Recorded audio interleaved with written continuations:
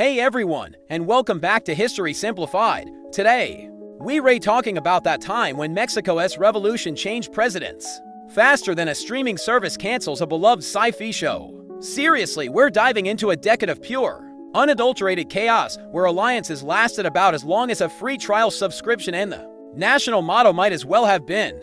Well, that escalated quickly. Think of it as the world's most violent group project, where everyone wants to be the leader, nobody agrees on the plan, and half the participants are actively trying to shoot the other half. Now, if you enjoy this highly inaccurate but far more entertaining version of history, please hit that like and subscribe button. Seriously, it helps us afford the therapy needed to process these historical train wrecks. All right, grab some popcorn. Things are about to get unnecessarily complicated. So, let's set the scene. The year is 1908. Mexico isn't a mess yet. In fact, on the surface, it's the picture of stability. Why? Because one man has been running the show for over 30 years. His name is Porfirio Diaz, and he's less a president and more a permanent national fixture.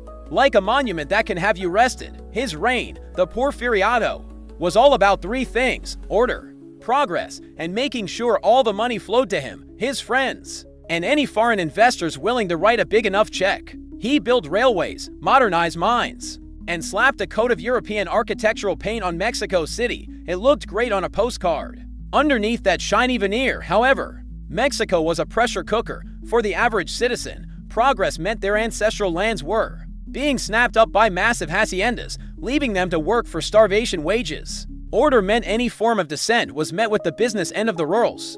Diaz's notoriously brutal rural police force. Imagine a nationwide homeowners association run by a Bond villain. And you're getting close. The vast majority of Mexicans were landless, voiceless, and getting poorer by the day, while a tiny clique of aristocrats and foreign businessmen got fabulously wealthy. Diaz's entire system was a masterclass in social inequality.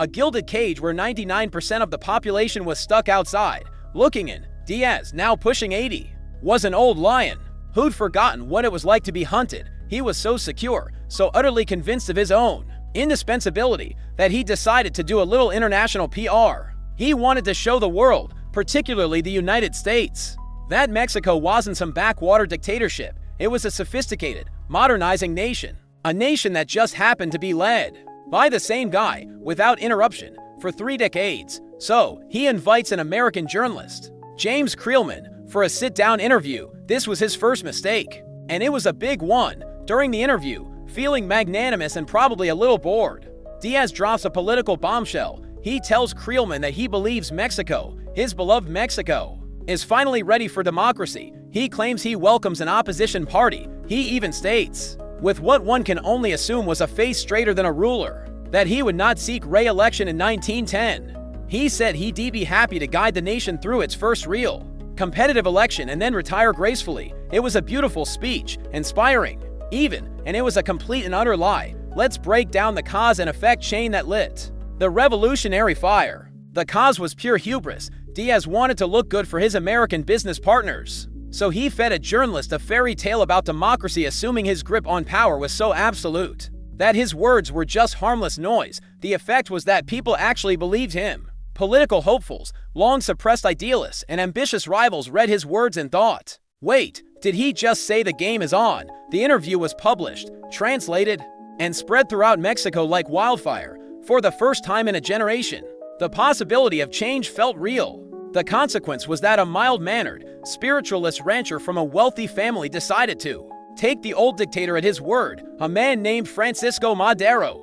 This whole situation is a perfect lesson in why you should never, ever get high on your own supply, especially when your supply is absolute power. Diaz had been the undisputed boss for so long he couldn't conceive of a reality where someone would actually challenge him. It is the political equivalent of a zookeeper announcing that the lion cage is now open for public debate, fully expecting the lions to just sit there and respect the new democratic process. He thought he was tossing a bone to his critics. Instead, he'd thrown a steak to a pack of starving wolves. He gave them permission.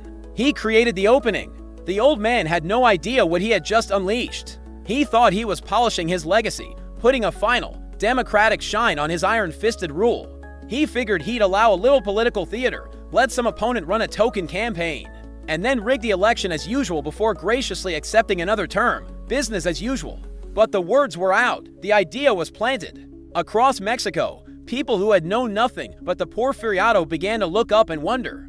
And in the north, a man who believed in spirit messages and democracy with equal fervor was about to call the dictator's bluff, setting in motion a chain of events that would burn the old Mexico to the ground. Diaz wanted a round of applause from the international community. What he got was a revolution. The man who answered Diaz's disastrous interview wasn't a hardened general or a fiery peasant leader. He was, to put it mildly, the last person you'd expect to kickstart a revolution. His name was Francisco Madero, and he came from one of the 5 wealthiest families in Mexico. This wasn't a man of the people. This was a man whose family owned banks, ranches, mines, and just about everything else. He was short, had a high-pitched voice, and was a devout spiritualist who claimed to receive political advice from his deceased brother. Oh, and he was a vegetarian. In the world of macho Mexican politics, Madero was an oddity wrapped in an enigma, financed by a fortune. His initial plan wasn't to lead cavalry charges, it was to write a strongly worded book. Seriously.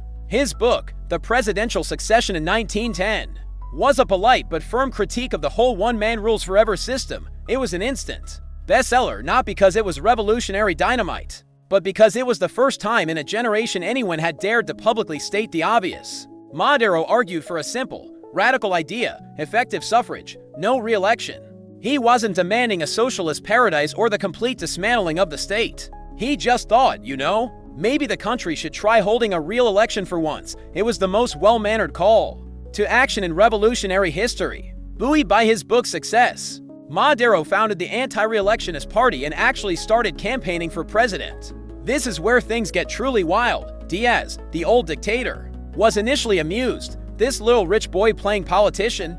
Harmless fun. But then Madero's rallies started drawing crowds, not just dozens, but thousands, tens of thousands. People who were sick of the Porfiriato saw in Madero not necessarily a savior, but a chance. A flicker of possibility. He toured the country, and the sheer size of the crowds following this peculiar, wealthy idealist started to make the regime nervous. The joke wasn't funny anymore. Diaz did what he always did when faced with a problem he couldn't charm or bribe.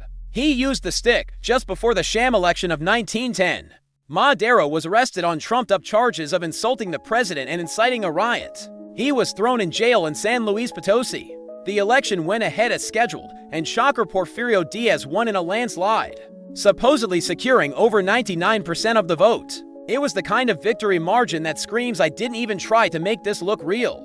From his cell, Madero realized the fatal flaw in his plan. He had tried to play a fair game against the man who owned the board, the pieces, and the rulebook. So, the civilized approach failed. Time for Plan B. With the help of his family's vast resources, Madero escaped from prison, allegedly disguised as a humble railway mechanic, a costume change that is just dripping with irony.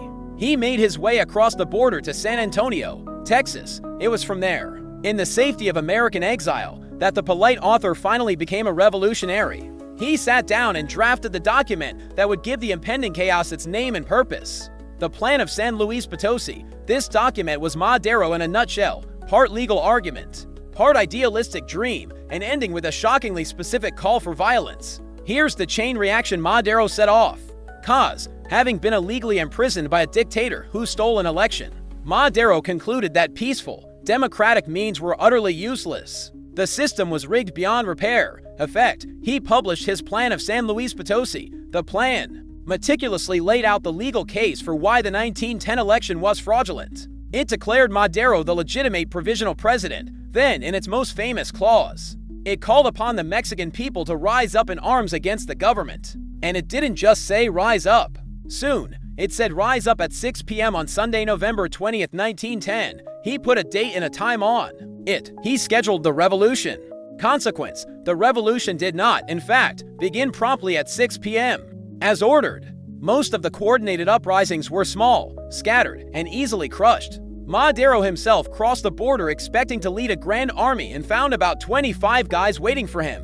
But the plan itself became a banner. It gave a scattered, leaderless opposition a unifying idea and, crucially, a justification. It was the spark, even if the kindling was a little damp at first. You have to just sit back and admire the sheer, unadulterated optimism of Francisco Madero. The man tried to unseat a 30-year autocrat by running a clean campaign. When that failed, He tried to kick off a nationwide civil war by sending out what was essentially a calendar invite for treason, scheduling an armed insurrection like it. As a surprise party is a level of cheerful confidence that borders on delusion. He genuinely seemed to believe that the revolution could be a tidy, punctual affair, run on a timetable. He was about to find out that revolutions are not tidy, and the men who are good at them are not. As a rule, polite vegetarians who talk to ghosts. But his call was heard, not by the organized armies he hoped for, but by mill drivers, miners, cowboys, and farmers who had been waiting for any excuse. They might not have checked their watches, but they were about to answer his call. So, Madero's scheduled 6 p.m. revolution was, predictably, a bit of a dud. A few scattered skirmishes, a handful of rests, and a whole lot of people looking at their watches wondering if they'd missed it. Madero himself, after his pathetic border-crossing party of 25 men, retreated back to the U.S. to rethink his life choices. From the outside, it looked like the rebellion was over before it started. A footnote. But Madero's call hadn't been a complete waste of ink, because while it failed to ignite a coordinated fire, it sent sparks landing on the driest tinder in all of Mexico, the northern state of Chihuahua. Chihuahua was a different world. This wasn't the sophisticated, European wannabe society of Mexico City. This was a harsh, sprawling land of deserts and mountains, populated by cowboys, miners, smugglers, and people who generally considered the government to be a distant and very annoying pest. The Porfiriato had hit these people hard. Their lands were stolen by a handful of politically connected families, their water rights were gone, and their independent way of life was being crushed. They didn't need a book from a rich spiritualist to tell them they were angry. They just needed a target. Madero's plan gave them one. The Diaz regime, 2 men from wildly different backgrounds, would emerge from this northern cauldron to become the revolution's first true military engines. The first was Pascual Orozco. He wasn't a bandit or a general. He was a mule train operator, a small businessman, but he was tough, universally respected, and a natural-born leader. When Madero's call came, Orozco didn't just show up. He raised a militia and started winning. Small victories at first, but victories nonetheless. He attacked federal outposts, captured weapons, and attracted followers. He proved that the supposedly invincible federal army could be beaten. Then there was the other guy, the man who would become a legend, a force of nature named Pancho Villa. At the time, he wasn't even Pancho Villa. He was Doroteo Arango, a cattle rustler and bandit who had been on the run from the law for most of his adult life. He was the boogeyman the rich landowners told their kids about. He led a small, loyal gang of outlaws who were experts in survival and ambush. When the revolution kicked off, Villa saw the opportunity of a lifetime. This was a chance to turn his criminal enterprise into a patriotic crusade. He could rob the rich and fight the government, but now he could do it with a political banner waving over his head. It was the ultimate rebranding. These were the men who saved Madero's revolution from utter failure. While Madero was issuing proclamations from Texas, Villa and Orozco were on the ground, making the revolution real. Their style was pure guerrilla warfare. They knew every canyon and mountain pass. They'd attack a federal train, seizing rifles, ammunition, and gold, and then melt back into the landscape before reinforcements could arrive.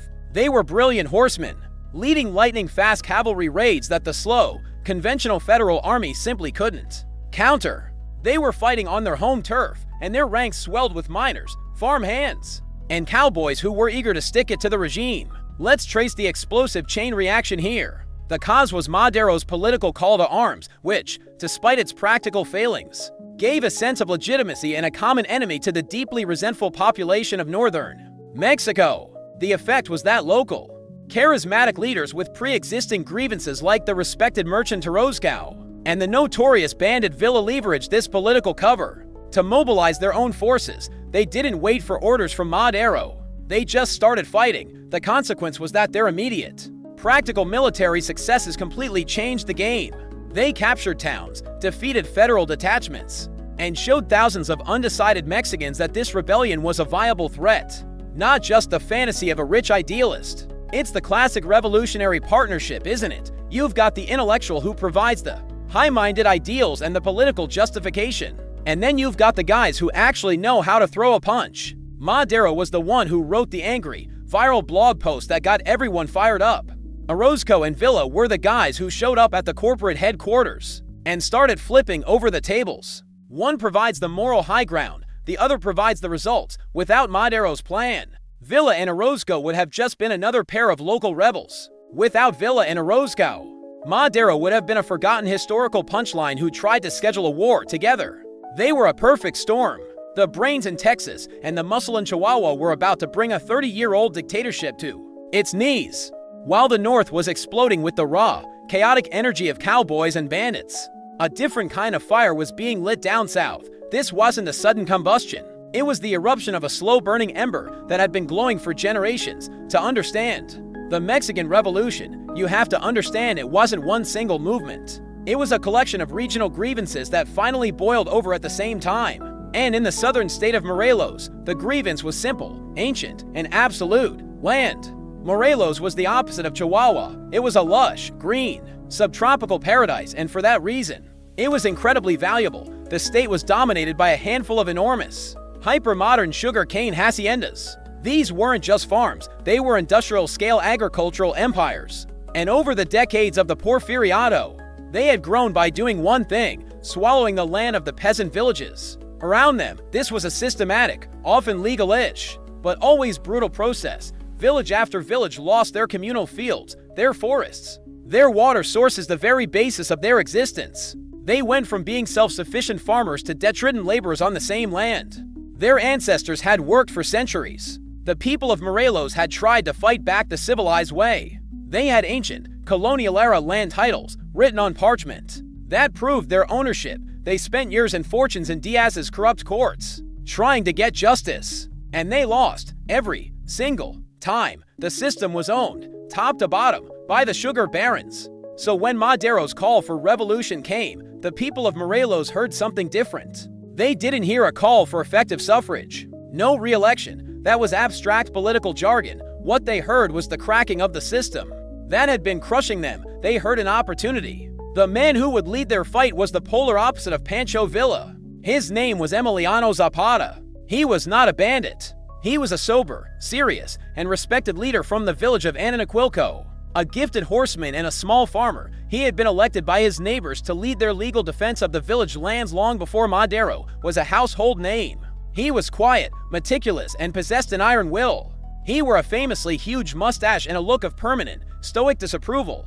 Zapata was not in this for adventure or power. He was in it for one thing and one thing only: restitution. He wanted the land back. It was his entire political program. When Zapata heard about Madero's rebellion, he saw a strategic alliance. He didn't particularly care about Madero's liberal democratic ideals, but he saw the revolution as a powerful tool. If Madero could break the federal government in Mexico City, the villages in the south could seize the moment to take back their stolen property by force. For Zapata, the revolution wasn't the goal, it was the means to an end. His famous slogan, Tierra y Libertad, land and liberty, wasn't just a catchphrase. It was a literal, non-negotiable demand. Let's follow this critical cause and effect chain. Cause: decades of relentless and unjust land acquisition by sugar haciendas created a unified and deeply aggrieved peasant class in Morelos with a single, concrete objective. Effect: Emiliano Zapata, an established local leader, harnessed this collective anger and aligned his regional struggle with Madero's national revolution. Seeing it as a golden opportunity to achieve his goals through military action, he raised the Liberation Army of the South. Consequence: the emergence of the Zapatistas opened a second, formidable front in the revolution. This created an impossible situation for the Diaz regime. It now faced a fast-moving guerrilla war in the northern deserts and a deeply entrenched peasant war in the southern hills. The two fronts had different leaders, different methods, and different goals, but they were united in their desire to smash the old order. It's crucial to understand this split because it defines the rest of the revolution. You had the political revolutionaries like Madero, who wanted to change the government, and you had the social revolutionaries like Zapata, who wanted to change the very structure of society. Madero wanted new people in the presidential palace. Zapata wanted new owners of the land. This fundamental difference would eventually tear the revolution apart. For now, however, they were useful to each other. Zapata's forces, made up of farmers who would fight and then return to their fields, were impossible to pin down and crush. They were fighting for their homes, their families, their very identity. This is why Zapata became such an enduring, almost mythical figure. Madero was fighting for an idea. Villa was fighting for a cocktail of justice, revenge, and personal gain. But Zapata was fighting for his own backyard.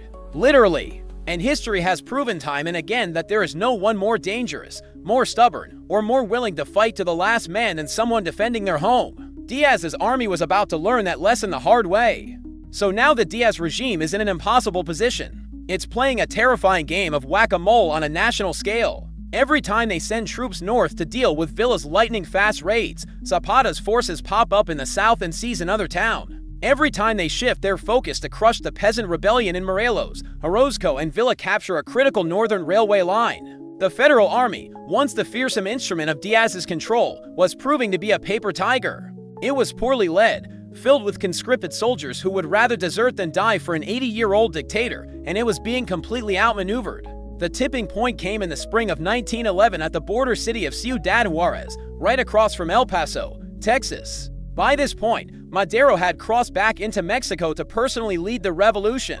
But he was still Madero. He was hesitant. Still hoping to force Diaz into a negotiated settlement without too much bloodshed, he ordered his forces to hold back from attacking the city. His two best generals, Pascual Orozco and Pancho Villa, thought this was the stupidest idea they had ever heard. They hadn't signed up for a polite negotiation. They signed up for a revolution. So, they did what any great field commander does when they think the boss is an idiot. They ignored his orders. Villa and Orozco launched an all-out assault on Ciudad Juarez. The battle was a brutal, two-day slugfest, fought street by street. But the revolutionary fervor and superior tactics of the rebels won out. The federal garrison surrendered. The capture of Juarez was a catastrophe for the Diaz regime. It wasn't just the loss of a city. It was the loss of the narrative. This victory gave the Maderistas control of a major customs house, meaning they could now legally import weapons and supplies from the United States. It gave them a de facto capital city. It proved to the world that this was a serious, organized movement that could win conventional battles, not just a peasant uprising. The news flashed across the country by telegraph. The Federals had been whipped. Back in Mexico City, the panic began. For years, Diaz had been propped up by a clique of wealthy, educated technocrats called the Científicos, or scientists. These were the guys who got rich off the Porfiriato. They loved Diaz when he was a winner who kept the peace and made them money, but a loser who was about to drag the country into a full-blown civil war. That might threaten their mansions? Not so much. They saw the writing on the wall, and it said, "Get out now." They turned on their aging patron, pressuring him, begging him, demanding that he resign to save the country and, more importantly, to save their own assets. Here is the chain reaction that ended an era. Cause, the stunning and insubordinate capture of Ciudad Juarez by Villa. And Orozco demonstrated the revolution's military supremacy and shattered the Federal Army's aura of invincibility. Effect, with the North collapsing, the South in open rebellion, and his own political allies abandoning him to save themselves. Porfirio Diaz was left isolated, sick, and powerless. He was forced to sign the Treaty of Ciudad Juarez, which formalized his resignation. Consequence, in late May 1911, a mere 6 months after Madero's scheduled uprising, Porfirio Diaz fled into exile. His departure ended a 35-year reign of power and stability, instantly creating a massive power vacuum. The one man who had held Mexico together, albeit by force, was gone, leaving behind a nation of competing factions with guns, ambitions, and a very fresh memory of how to use them. The end was swift and pathetic. The old man, bitter and complaining that Madero had unleashed a tiger that he wouldn't be able to control. One of the few accurate predictions he ever made was secretly whisked away. To the port of Veracruz, he boarded a German steamship and sailed to France, to a quiet exile of Parisian luxury and fading relevance. He would die there a few years later, having never set foot in Mexico again. It's truly staggering how fast it all fell apart.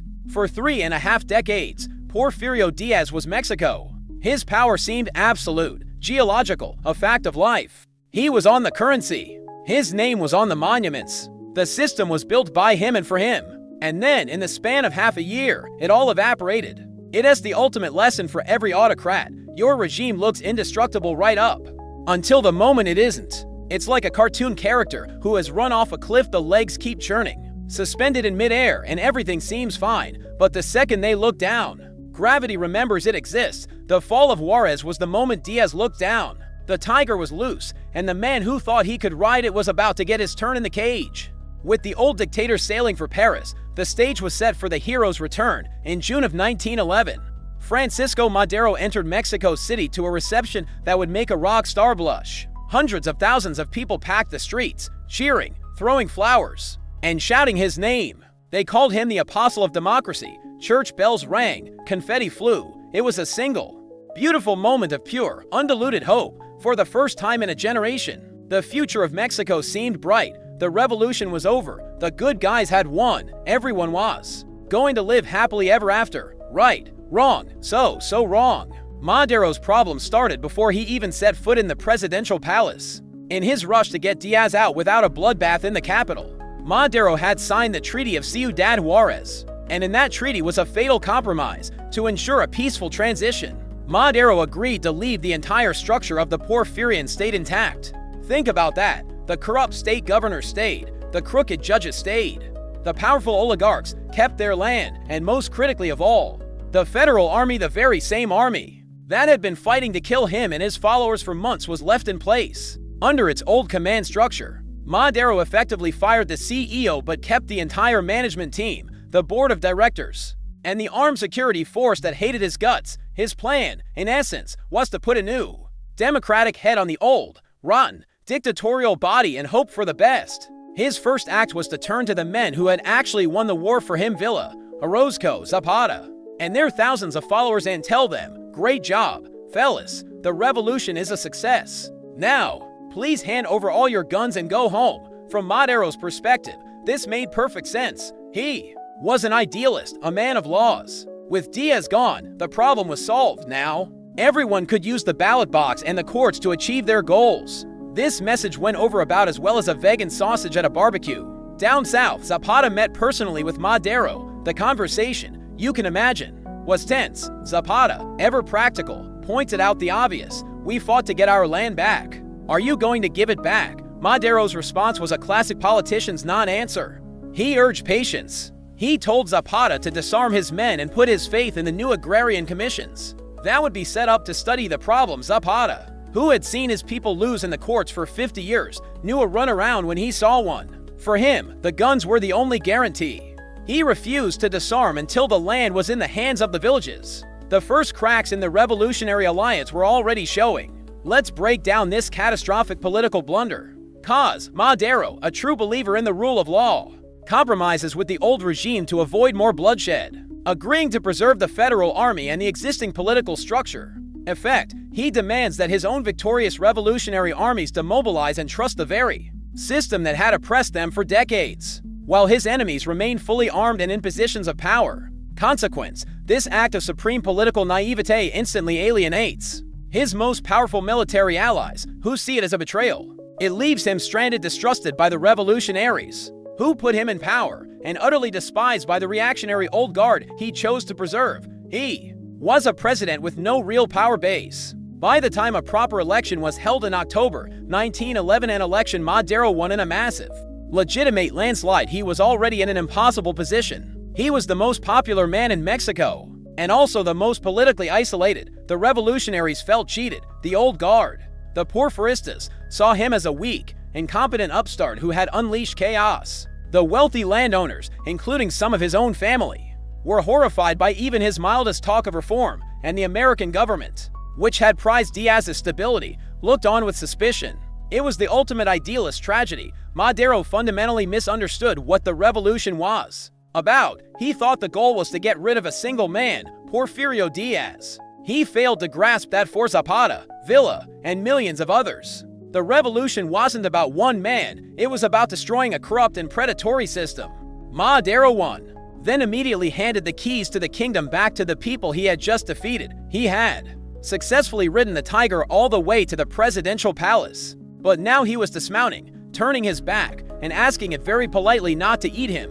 President Madero was sitting on a time bomb, and his first move was to try and defuse it by shaking it violently. The loudest ticking was coming from the south, from Morelos, where Emiliano Zapata and his army of farmers refused to lay down their arms. The wealthy sugar planters, who still held all the power in the state, screamed in Madero's ear that Zapata was a bandit who needed to be dealt with. So Madero, the great democratic idealist, made one of the worst decisions of his presidency. He sent in the army, and not just any army. He sent in the federal army, the same brutal, corrupt, and despised institution from the Diaz era, led by the same generals.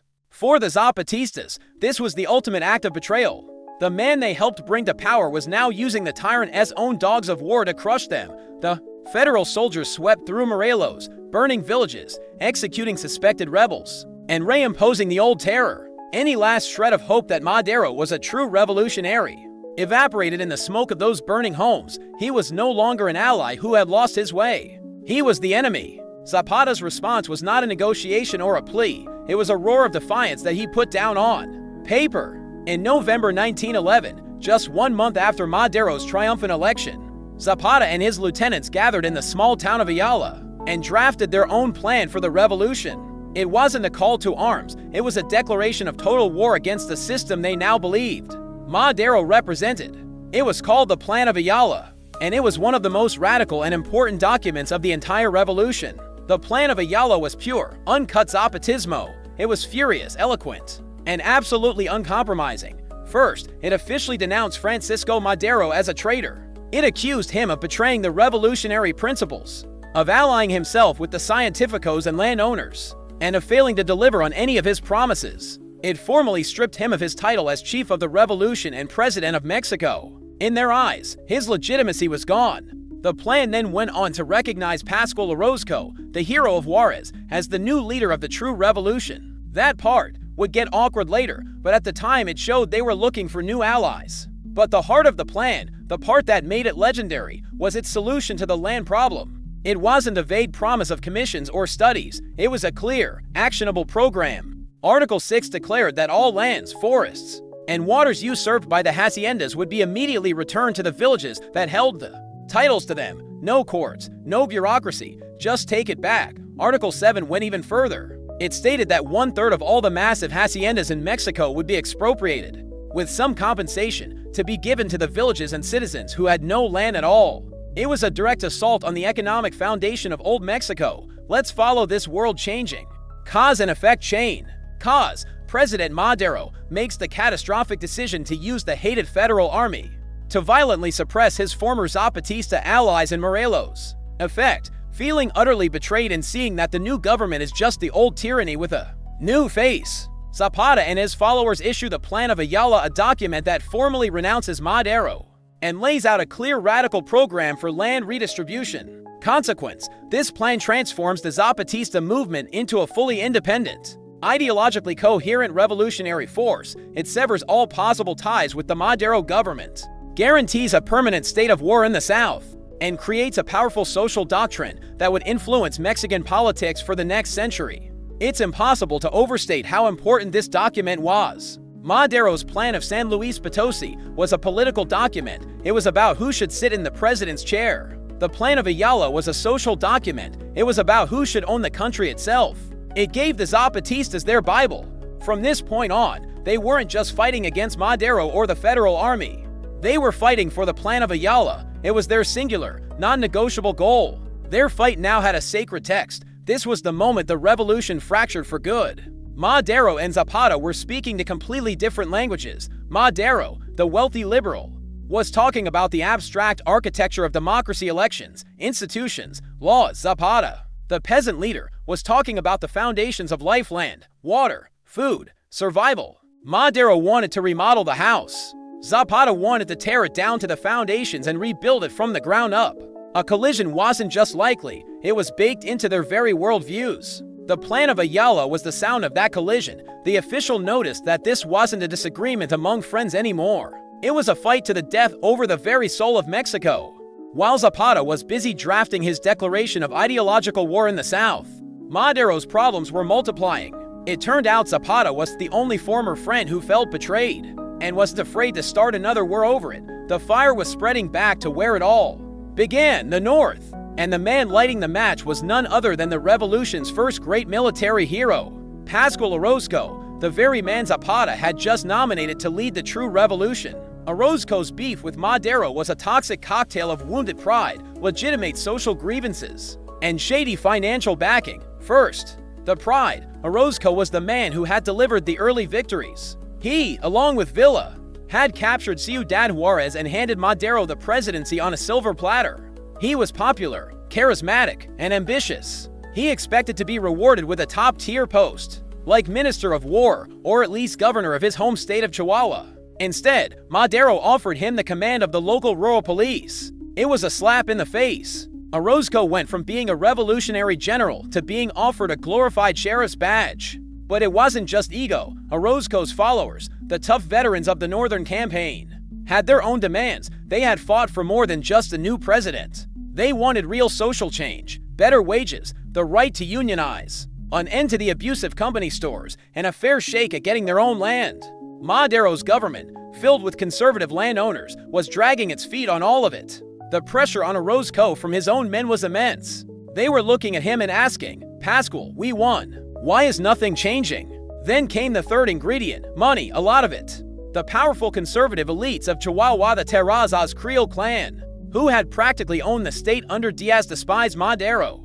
They saw him as a weak fool who had unleashed the forces of chaos. They wanted a return to the good old days of order. They saw the disgruntled and ambitious Orozco as the perfect tool. They secretly began funneling him money, weapons, and support, hoping to use his revolutionary credibility to overthrow Madero and install a government more friendly to their interests. So, in March 1912, Orozco rebelled. He launched his own revolution against the revolution. He issued the Pact of the Empacadora, a plan that was a fascinating, contradictory mess. On one hand, it was incredibly progressive. It demanded the 10-hour workday, a ban on child labor, higher wages, and sweeping land reform. On paper, it was far more radical than anything Madero had ever proposed. On the other hand, it was being bankrolled by reactionaries who would have sooner set themselves on fire than implement any of those reforms. Here's the chain reaction that put Madero in a two-front war. Cause: a potent mix of personal humiliation, pressure from his socially radical followers, and huge financial backing from conservative oligarchs motivates Pascual Orozco to turn against his former leader. Effect: Orozco launches a massive, well-armed rebellion in the north. His forces, known as the Colorados for their red flag, inflict a series of humiliating defeats on the federal army Madero sends to stop them. Consequence: Madero's government is now fighting for its life, with Zapata in the south and a hugely popular revolutionary hero leading a powerful army in the north. Madero is forced to become completely dependent on the old Porfirian military establishment. To survive, he has to trust the very generals who secretly loathe him. The Orozco rebellion was, for a time, a far greater threat to Madero than Zapata's. The Zapatistas were formidable, but they were largely contained in the mountains of Morelos. Fighting a defensive war, Orozco was on the offensive. His army was huge. It controlled the railways, and it was marching south. For a few months in 1912, it looked very likely that he would be the one to march into Mexico City and overthrow the president. This whole episode is a perfect example of the revolution's messy, contradictory nature. You have a genuine revolutionary hero, Orozco, leading a rebellion with a list of demands that would make a socialist blush, and this crusade for workers' rights is being paid for by the most ruthless capitalists in the country. It's like finding out a Greenpeace protest is being secretly sponsored by ExxonMobil. It makes no logical sense, but it reveals a deeper truth. The one thing that united the radical left and the reactionary right was their shared contempt for the well-meaning, indecisive, and increasingly isolated man in the middle, President Francisco Madero. To survive, Madero would have to make a deal with the devil. And that devil had a name: Victoriano Huerta. Forced into a corner with a rebellion in the south and a bigger one in the north, President Madero finally had to place his faith in the one institution he had left, the federal army. And to lead it, he chose the most capable, most ruthless, and most dangerous general on his roster, a man named Victoriano Huerta. Huerta was a walking contradiction. He was a career soldier of indigenous heritage who had risen high in the racist Porfirian military. He was also a belligerent, backstabbing alcoholic who was famously disciplined on the battlefield and a drunken brute off it. He was pure, cynical pragmatism. He despised the chaos of the revolution and had nothing but contempt for his civilian boss, Madero, whom he saw as a weak, foolish mystic. Madero gave Huerta command of the army and sent him north to deal with Pascual Orozco, and Huerta, to his credit, was brutally effective. He used the federal army's superior discipline and artillery to systematically smash Orozco's rebels. By the end of 1912, the Orozquista rebellion was effectively over. In the process, Huerta had also commanded a young, insubordinate officer named Pancho Villa. whom he had tried to have executed for insubordination, creating a blood feud that would have massive consequences later. For now, however, Huerta was the hero of the hour. He had saved Madero's government from its most pressing threat, and that made him the most powerful and most dangerous man in Mexico. With the northern rebellion crushed and Zapata contained in the south, a tense, fragile peace settled over the country. But it was the quiet of a pressure cooker hissing before it blows. The real threat to Madero wasn't in the mountains or the deserts anymore. It was in the drawing rooms and military barracks of Mexico City. The old Porfirian Guard, the reactionaries, the oligarchs, they were all plotting. And they had a key ally, the American ambassador, Henry Lane Wilson. Wilson despised Madero with a passion. He saw him as a dangerously incompetent idealist whose weak government threatened American business interests. Wilson didn't just dislike Madero. He actively worked to undermine and overthrow the democratically elected president of the country, to which he was the ambassador. The conspirators rallied around the figures. The first was Bernardo Reyes, an old Porfirian general. The second was Felix Diaz, the completely unimpressive nephew of the old dictator, a man who believed power was his birthright. Both men had previously tried to start their own pathetic rebellions, failed, and been captured. Madero, in a final, fatal act of clemency, had refused to execute them. Instead, they were sitting in prisons right in Mexico City, where they could easily plot with their allies on the outside. On February 9, 1913, the plot hatched. Military cadets, loyal to the old guard, stormed the prisons and freed Reyes and Diaz. This was the beginning of the Decena Tragica, the 10 tragic days. The rebels, with General Reyes at their head, marched on the National Palace, expecting a swift victory. They didn't get one. In the very first volley of fire, Bernardo Reyes was shot and killed. Just like that, one of the coup main leaders was gone before the fighting had even properly begun. The initial attack fizzled out, but the coup was far from over. Here's the chain reaction that plunged the capital into hell. Cause: a conspiracy of reactionary generals, Porfirian loyalists, and the American ambassador launches a coup to depose Madero. Effect: the coup initial assault on the National Palace fails, but the rebel forces, now led by Felix Diaz, seize the city's main military arsenal, the Ciudadela. This results in a bloody, 10-day stalemate, with the rebels shelling the palace from the arsenal, and the government forces, commanded by Victoriano Huerta, shelling them back. Consequence: the prolonged urban warfare creates a landscape of pure chaos and carnage, killing thousands of civilians and paralyzing the government. This public terror was the perfect smokescreen for the supposedly loyal General Huerta to execute his own, far more sinister plan. For 10 days, Mexico City became a war zone. Artillery shells screamed over the rooftops, buildings crumbled, machine gun fire echoed through the streets, bodies lay uncollected, piled up for days. It was a vision of hell. Madero, trapped in the National Palace, put his complete trust in his commander, General Huerta, to put down the rebellion. Huerta assured the president he was doing everything in his power, and all the while, he was playing a despicable double game. The whole thing was a bloody, cynical piece of theater. It was a sham fight, because every night, the two opposing generals, the rebel Felix Diaz in the Ciudadela and the loyal Victoriano Huerta in the palace, were in communication. They were secretly meeting, often at the American embassy, with Henry Lane Wilson acting as host and mediator. They weren't trying to defeat each other. They were intentionally prolonging the carnage, making the situation so horrific and bloody that the public, the political class, and foreign governments would accept any solution that would restore order. They were murdering civilians to make Madero look weak, and the man Madero trusted most was the director of the entire ghastly show.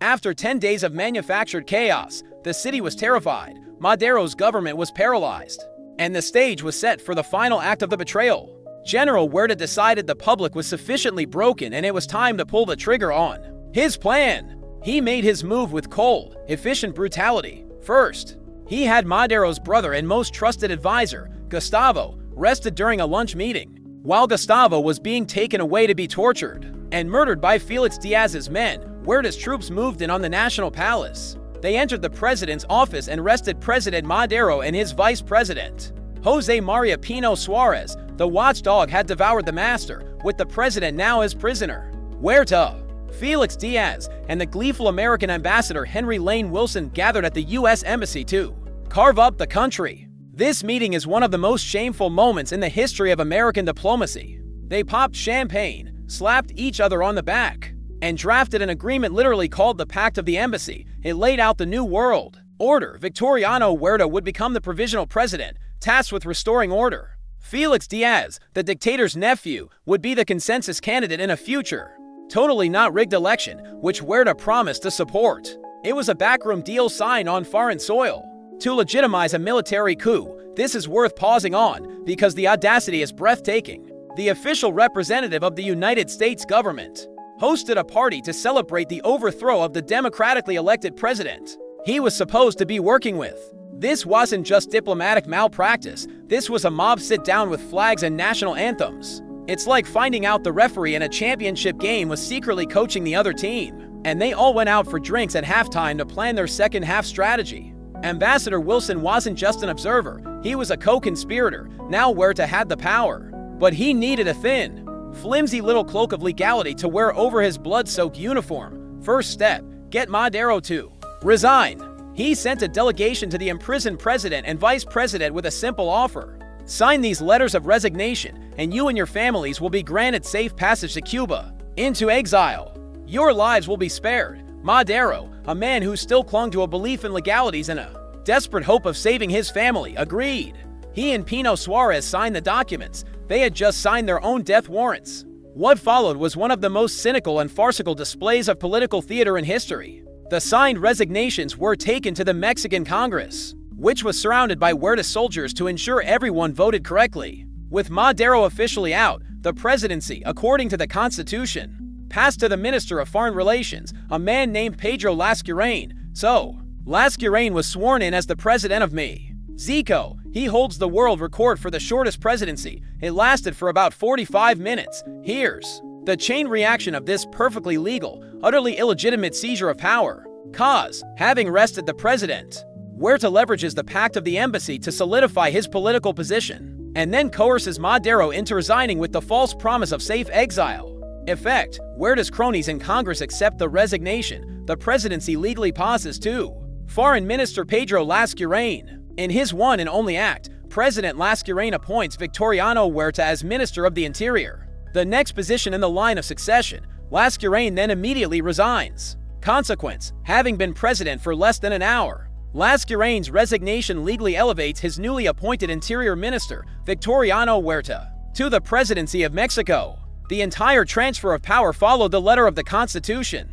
While brutally murdering its spirit, Huerta was now president. He had achieved it without being elected, without winning a single battle in his own name, but through pure, unadulterated treachery. He had betrayed his soldiers, his president, his country, and his supposed co-conspirator Felix Diaz, whom he had no intention of ever allowing near the presidency. He had used everyone. The apostle of democracy was in a jail cell, and the drunken, ruthless general who had served the old dictator was now sitting in the presidential chair. The first phase of the revolution was over. The counter-revolution had begun, and the bloodshed was about to get much, much worse.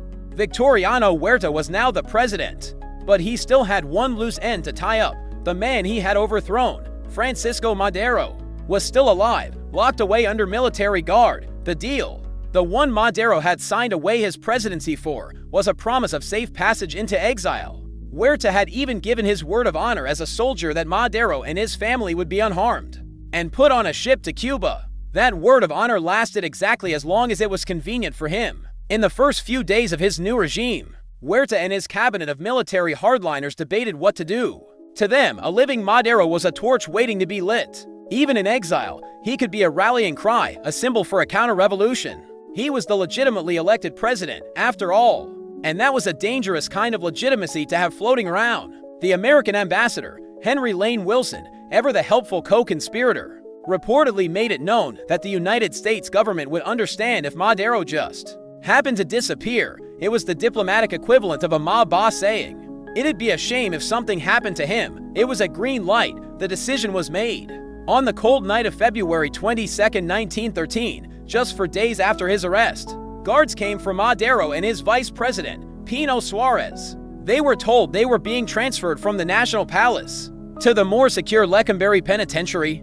They were bundled into the back of the separate cars and driven out into the dark streets of the capital. The convoy drove a short distance before stopping behind the prison walls. There, in the darkness, The official story would claim a group of Maderista supporters ambushed the convoy, attempting a rescue. In the ensuing chaotic gunfight, the official report would conclude, the 2 prisoners were tragically killed in the crossfire. This, of course, was a disgusting, pathetic lie. There was no rescue attempt. There was no crossfire. It was a cold-blooded, state-sanctioned assassination. Madero and Pino Suarez were pulled from the cars by their guards, led by a notoriously brutal major from the rurals named Francisco Cardenas. They were forced to stand against the prison wall and were shot in the back of the head. It was a classic application of the ley fuga, the law of flight, a time-honored technique for dictatorships to murder political prisoners and claim they were trying to escape.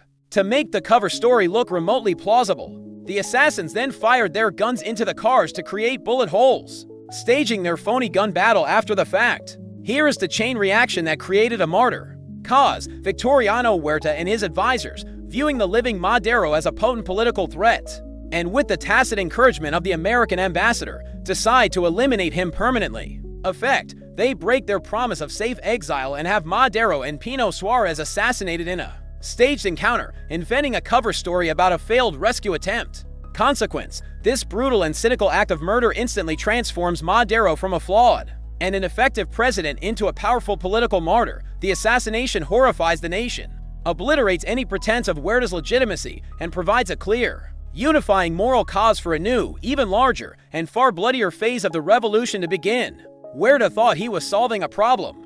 He thought he was cutting the head off the snake. Instead, in one of the great backfires in political history, he had created a saint. In life, Madero had been a compromiser, an idealist who frustrated his allies and was outmaneuvered by his enemies. He was increasingly unpopular by the time he was overthrown. But in death, all his failures were washed away. He was no longer the flawed politician. He was the apostle of democracy, murdered by a tyrant. His name became a battle cry. His grave became a shrine. This is a lesson that aspiring dictators never seem to learn. Killing your opponent rarely kills their cause. More often than not, you just make it immortal. You turn a man into an idea, and ideas are bulletproof. By murdering Francisco Madero, Huerta didn't get rid of his enemy, he just promoted him. He turned a politician into a ghost, and a ghost is a hell of a lot harder to fight. Madero dead would prove to be infinitely more powerful than Madero alive. He had unleashed the tiger, and Huerta had now inherited the beast, except this time it was angry, unified, and had a martyr's banner to wave. The decade of chaos was just getting started.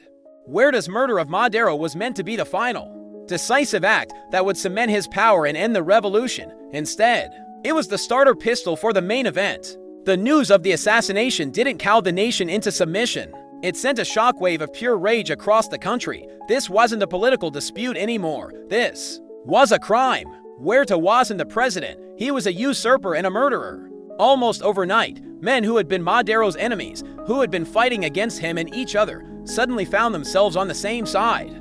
They had a new, single, unambiguously evil target, the dictator in Mexico City. From the ashes of Madero's government, a new and far more formidable coalition rose up to challenge Huerta. This wasn't a small band of rebels anymore. This was a national crusade. And it was led by 4 men who would come to define this next, bloodier phase of the revolution. First, there was the new political face of the movement, Venustiano Carranza. Carranza was the governor of the northern state of Coahuila, and he looked like he had just stepped out of the Old Testament. He was tall, stern, and sported a magnificent, flowing beard that gave him the air of a scholarly patriarch. He was no radical. He was a wealthy landowner, a former politician under Diaz, and deeply conservative in his social views. But he was also a fierce nationalist and a stickler for constitutional law.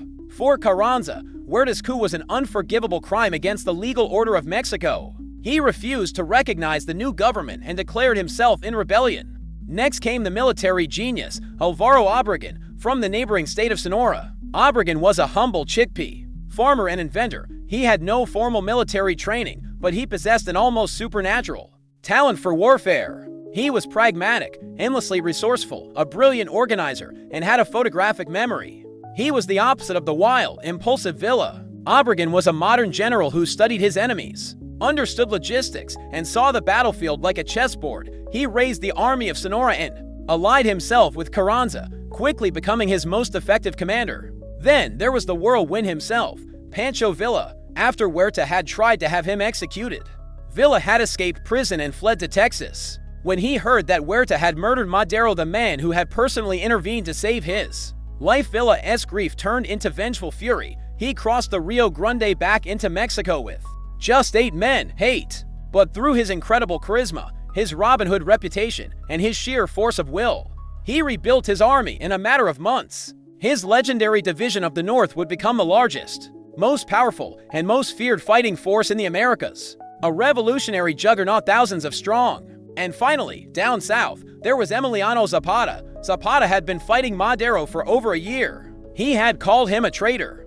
but he knew that Huerta and the return of the old Porfirian military thugs were infinitely worse. The enemy of his enemy was, for the moment, his ally. While Zapata never formally joined Carranza's coalition, he deeply distrusted the conservative, bearded landowner. He continued his relentless war in Morelos. His fight against the federal army in the south was a crucial contribution, pinning down tens of thousands of Huerta's troops who could have otherwise been sent north. Here is the chain reaction that launched a full-scale civil war. Cause: Madero's murder creates a universally recognized villain in Victoriano Huerta, and a powerful moral cause for rebellion. Effect: a powerful, if ideologically divided, coalition of northern leaders Carranza, Obregón, and Villa unite under the banner of constitutionalism to overthrow the dictator. At the same time, Zapata prosecutes his own war against the same enemy in the south. Consequence: Mexico is plunged into the bloodiest phase of the revolution.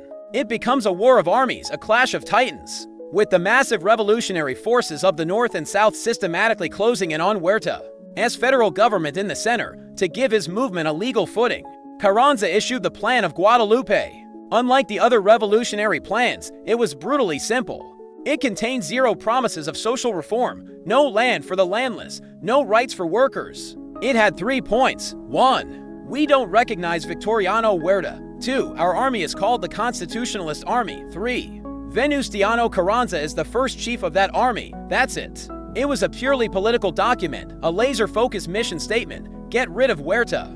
This simplicity was its genius. It was a tent big enough for everyone to get under. For now, revolutions make for the strangest of bedfellows: a conservative patriarch, a brilliant farmer, a bandit turned general, and a peasant crusader. These men had nothing in common, and in fact, most of them would come to hate each other with a passion. But for this brief, violent moment in history, they were united by a single, beautiful, clarifying purpose. They all wanted Victoriano Huerta gone. That shared hatred was enough to set Mexico on fire. As the Great Civil War against Victoriano Huerta began to rage, a new and powerful player stepped onto the field and proceeded to make everything 10 times more complicated. That player was the United States of America, now under a new boss. In March 1913, just weeks after Huerta's coup, Woodrow Wilson was sworn in as president. Wilson was not a fan of the old-school, business-first diplomacy of his predecessor. He was a former university president, a moralist, and a man who believed it was America's duty to spread democracy, whether the recipients wanted it or not. When Wilson learned the details of Huerta's bloody rise to power and the disgusting role his own ambassador, Henry Lane Wilson, had played in it, he was genuinely horrified. He immediately recalled the ambassador and declared that the United States would never recognize Huerta's government of butchers. For Huerta, this was a massive blow. A lack of U.S. recognition meant a lack of legitimacy on the world stage, and more importantly, a lack of access to American loans and weapons. Wilson's policy was one of watchful waiting,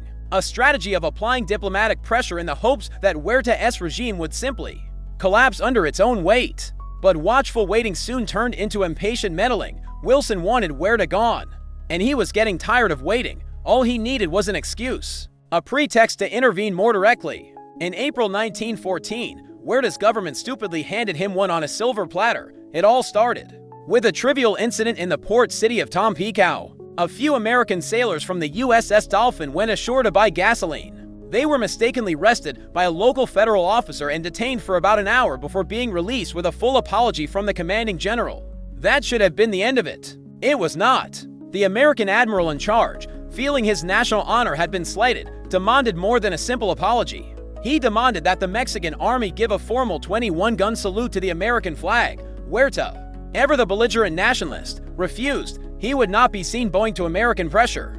This ridiculous diplomatic standoff over a flag salute was the spark Wilson had been waiting for. He went before Congress and, with righteous fury, used this insult to the nation's honor as justification for using military force. Just as this was happening, Wilson received intelligence that a German ship, the Ipiranga, and yes, this is the very same ship that had carried Porfirio Diaz into exile, was steaming towards the port of Veracruz. Its cargo, a massive shipment of machine guns and millions of rounds of ammunition for Huerta's army. Wilson decided he had to act. He couldn't let those weapons land. So, to punish Huerta for the Tampico incident and to stop the German arms shipment, he ordered the U.S. Navy and Marines to seize and occupy Veracruz, Mexico's most important port. Here's the chain reaction of this well-intentioned, disastrously executed intervention. Cause, driven by a moralistic desire to oust Huerta, President Wilson seizes upon the minor Tampico affair as a pretext to intervene in Mexico. Effect, he orders the U.S. military to invade and occupy the port of Veracruz to block an incoming German arms shipment. The resulting battle is bloody, killing nearly 200 Mexican soldiers and civilians and 19 American servicemen. Consequence, the occupation is a strategic success but a political catastrophe. It cuts off Huerta's main supply line and source of revenue, crippling his war effort. However, it also creates a massive nationalist backlash. The invasion of sovereign Mexican soil is condemned by everyone in Mexico, including Carranza, Villa, and Zapata, who furiously denounced the American aggression, nearly uniting the warring factions against a common foreign enemy. Let's just take a moment to appreciate the sheer, breathtaking arrogance of this policy. To teach Mexico a lesson about the importance of legitimate, democratic government, Woodrow Wilson unilaterally invaded their country. To show his disapproval of a government of butchers, he bombarded their city and killed hundreds of their citizens. He intervened to help the constitutionalist rebels, who then immediately told him to get the hell out of their country and stop helping. It was the foreign policy equivalent of trying to perform life-saving surgery with a sledgehammer. The invasion of Veracruz was intended to be a clean, moral statement. Instead, it was a bloody mess that alienated his potential allies and cemented a legacy of deep mistrust between the two countries for generations to come. The American invasion of Veracruz, for all its diplomatic stupidity, was a nail in Victoriano Huerta's coffin. Losing his main port meant losing the customs revenue that paid his bills and, more importantly, losing his access to European machine guns. At the same time, his federal army was falling apart. It was mostly made up of draftees rounded up by the leva, a system of forced conscription where men were literally grabbed off the streets, out of bars, or from prisons, handed a rifle, and sent to the front. These were not motivated soldiers. They deserted in droves. Meanwhile, Huerta himself was reportedly descending further into a fog of alcoholism and paranoia, his strategic decisions becoming increasingly erratic. In contrast, the constitutionalist armies of the North were a well-oiled machine of destruction. By the spring of 1914, they were closing in on the capital in a great, three-pronged pincer movement. In the West, the brilliant Alvaro Obregón was methodically advancing down the Pacific coast, smashing every federal force in his path. In the East, another general, Pablo González, was doing the same, albeit less spectacularly.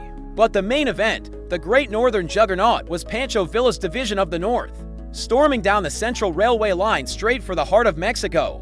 The final, decisive battle of the war against Huerta took place in June 1914 at the heavily fortified silver mining city of Zacatecas. It was a natural fortress, surrounded by high hills and defended by the elite of the federal army. Taking it was considered impossible. Venustiano Carranza, the first chief, was already terrified of Villa's growing power and popularity. He wanted his own loyal general, Obregón, to take the capital, so he deliberately tried to sideline Villa, ordering him to bypass Zacatecas and withholding shipments of coal for his trains. Villa, who was never good at taking orders, basically told Carranza to go jump in a lake.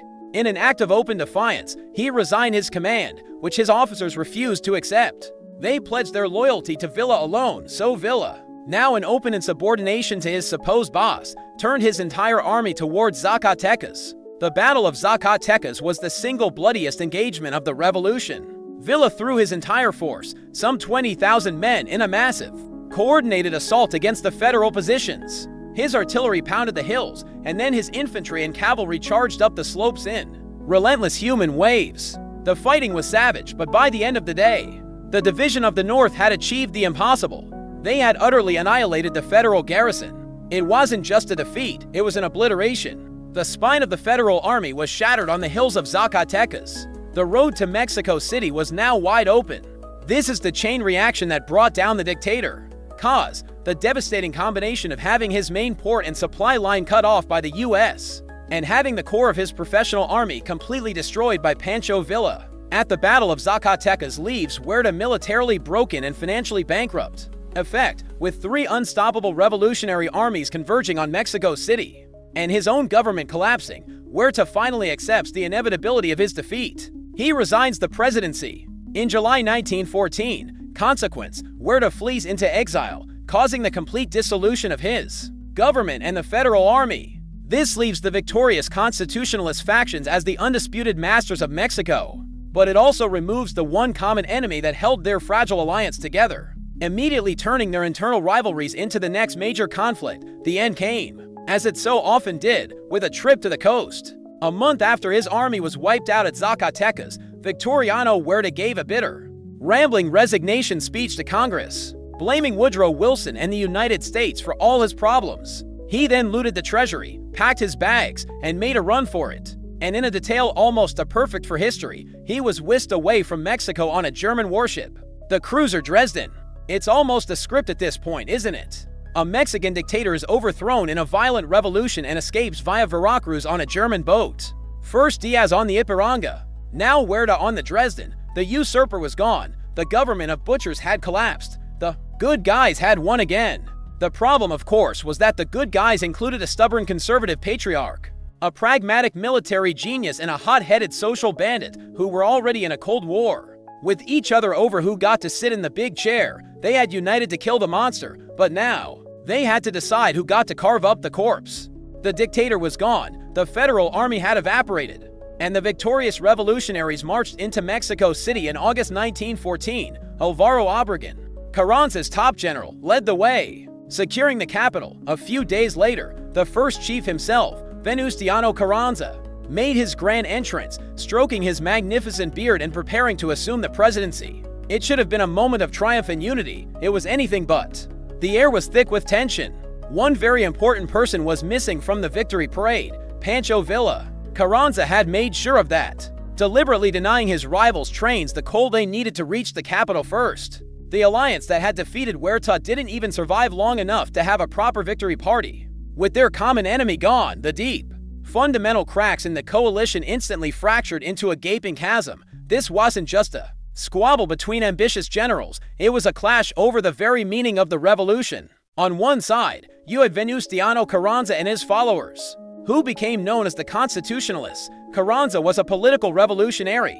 He wanted to oust the dictator, restore the old constitution, and create a strong, stable central government that would be respected internationally. He wasn't interested in radical social change. He was a wealthy landowner, and the last thing he wanted was to give a bunch of land to peasants or real power to labor unions. He wanted to change the driver of the car, not the car's destination. On the other side were the social revolutionaries, Pancho Villa and Emiliano Zapata. They couldn't have cared less about the 1857 Constitution. They had been fighting for justice for the poor and the dispossessed. Villa, leading the powerful division of the North, wanted local autonomy, workers' rights, and schools for the poor. He was a chaotic whirlwind of radical impulses. Zapata, leading the Liberation Army of the South, had his one beautiful, non-negotiable demand: land and liberty.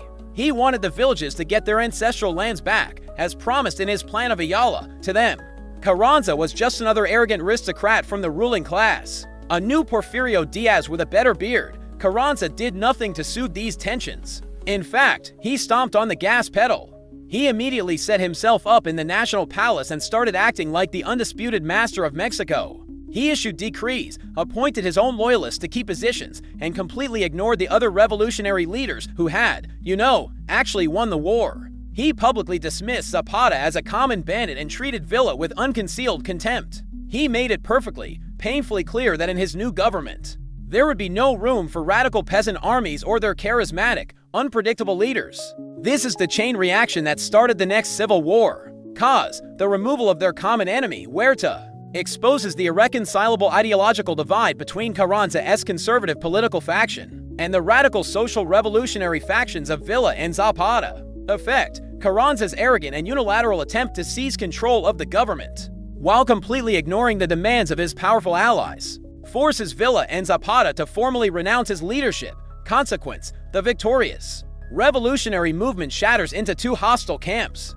The country is plunged back into a massive civil war, this time pitting the constitutionalist forces of Carranza and Obregón against the conventionist alliance of Villa and Zapata. The War of Liberation was over. The War of the Winners had begun. Villa, from his stronghold in the north, was furious. He had the biggest and best army in the country, and he was being treated like a glorified security guard. He refused to recognize Carranza's authority. Zapata, down south, saw that Carranza would never, ever implement the plan of Ayala. He, too, rejected the first chief's claim to power. The two great popular leaders, the cowboy from the north and the farmer from the south, formed a new alliance, this time aimed directly at their former comrade. This is the classic hangover phase of a revolution. The wild, unifying party of let's kick out the bad guy is finally over. The music has stopped, the adrenaline has worn off, and everyone is standing around in the harsh light of morning, suddenly remembering that they can't stand each other for a year. They had all agreed on one simple, beautiful idea, where to must go, but in their rush, they had never bothered to agree on what should happen the day after. And now, the day after had arrived, and it was armed to the teeth. The most brutal phase of the revolution was about to begin, a war fought not against the dictator, but between the saviors themselves, with the country hurtling towards a fresh civil war, this time between the very men who had just liberated it. A few cooler heads tried to hit the brakes. They proposed a last-ditch effort to avoid the unthinkable, a national convention. The idea was to bring all the revolutionary factions together in one room, hash out their differences, and create a new provisional government that everyone could support. It was a noble, desperate attempt to solve their problems with words instead of bullets. They chose the city of Aguascalientes as the meeting place, a neutral territory between Villa's northern domain and Carranza's sphere of influence. In October 1914, the delegates began to arrive. The convention was a perfect snapshot of the revolution's chaotic soul. You had Carranza's generals, looking sharp and professional in their pressed uniforms. You had Villa's men, the Villistas, who were hard-drinking, battle-scarred cowboys and miners, wearing their guns into the theater where the meetings were held. And then, a few days into the proceedings, a delegation arrived that silenced the entire room, the Zapatistas. They had traveled all the way from the south, a group of stoic peasant farmers in white pajamas and wide sombreros, their eyes filled with a deep, unshakable conviction. They were there to represent Emiliano Zapata for a brief, shining moment. It looked like this crazy democratic experiment might actually work. The Zapatista delegates took the floor and laid out their simple, powerful creed, the plan of Ayala. They weren't there to debate who should be president. They were there to demand the return of their land. Their speech was so moving and their cause so undeniably just that the convention, in a surge of revolutionary fervor, voted to adopt the principles of the plan of Ayala as the official program of the new government. It was a stunning victory for the radicals. Villa's rough and tumble delegates were on board. The path was clear for a truly social revolution. With a program in place, the convention turned to the main event: what to do about the two giants, Carranza and Villa, whose rivalry was about to tear the country apart. They arrived at the only logical and impartial solution for the good of the nation. Both men had to go. The convention formally voted to depose Carranza as first chief and to relieve Villa of his command of the division of the North. They then elected a man they hoped would be a neutral compromise candidate, General Eulalio Gutierrez, as the new provisional president of Mexico. It was a clean slate, a fresh start. This is the chain reaction where the last hope for peace died. Cause: a national convention of revolutionary leaders is held to democratically establish a new government and avert civil war. Effect: the convention sides with the radical factions, adopts Zapata's plan for land reform, and attempts to neutralize the two main rivals by demanding that both Carranza and Villa step down from power. Consequence: while Villa makes a show of accepting the convention's authority, Carranza flatly rejects it, declaring the entire assembly an illegal mutiny. This act of defiance shatters any possibility of a peaceful resolution, turning the convention that was meant to create unity into the very event that formalized the battle lines for the coming war. The failure was immediate and total. Pancho Villa, ever the showman, dramatically accepted the convention's authority. He agreed to give up his command, knowing full well that his men would only ever be loyal to him anyway. It was a clever, strategic move that made him look like a statesman who respected the democratic will of the revolution. Venustiano Carranza, on the other hand, showed his true colors.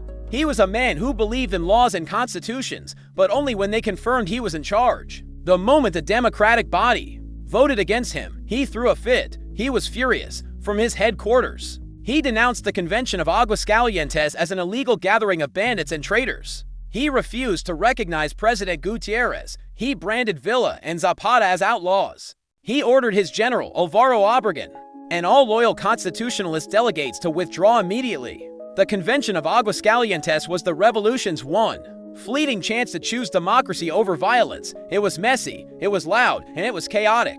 But it was a genuine attempt to build a consensus. And it failed for the oldest reason in politics. A powerful man refused to accept that he had lost.